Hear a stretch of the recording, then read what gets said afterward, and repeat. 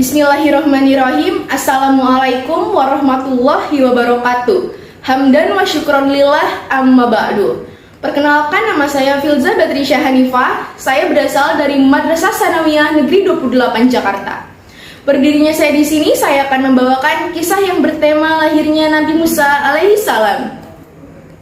Pada mulanya, Fir'aun yang saat itu bermimpi. Ia melihat api yang berasal dari Baitul Maqdis.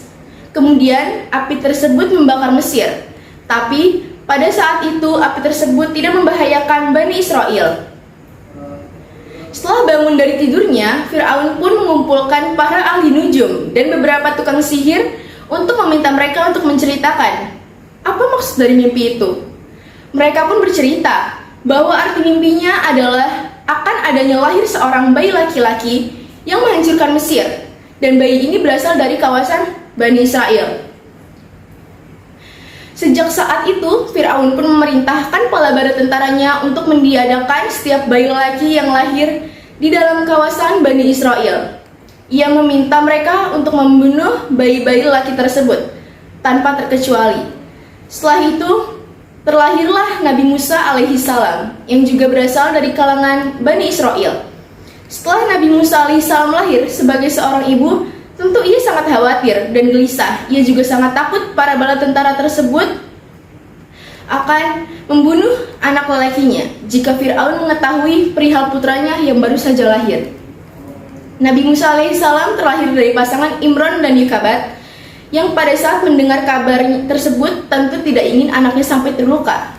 Pada akhirnya, saat akan melahirkan, ayah Musa membawa ibunya ke gua agar tidak bisa ditemukan oleh para prajurit, apalagi sampai dia dibunuh.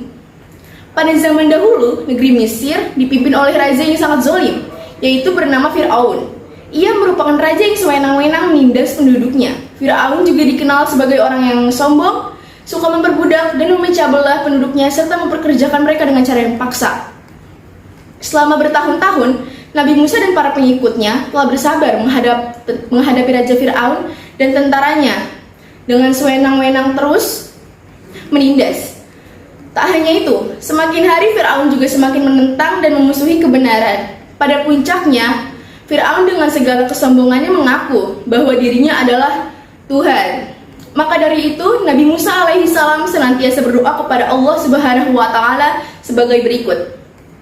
Ya Tuhan kami, sesungguhnya Engkau telah memberi kepada Fir'aun dan pemuka-pemuka kaumnya perhiasan dan harta kekayaan dalam kehidupan dunia.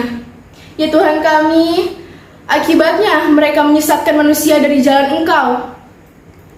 Ya Tuhan kami, binasakanlah harta benda mereka dan kunci matilah hati mereka, maka mereka tidak beriman hingga mereka melihat siksaan yang pedih. Quran Surah Yunus ayat 88.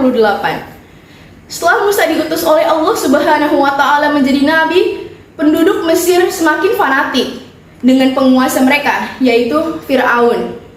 Dengan sewenang-wenang, Fir'aun berhasil menekan penduduk agar mengingkari ajaran yang dibawa oleh Nabi Musa alaihi salam.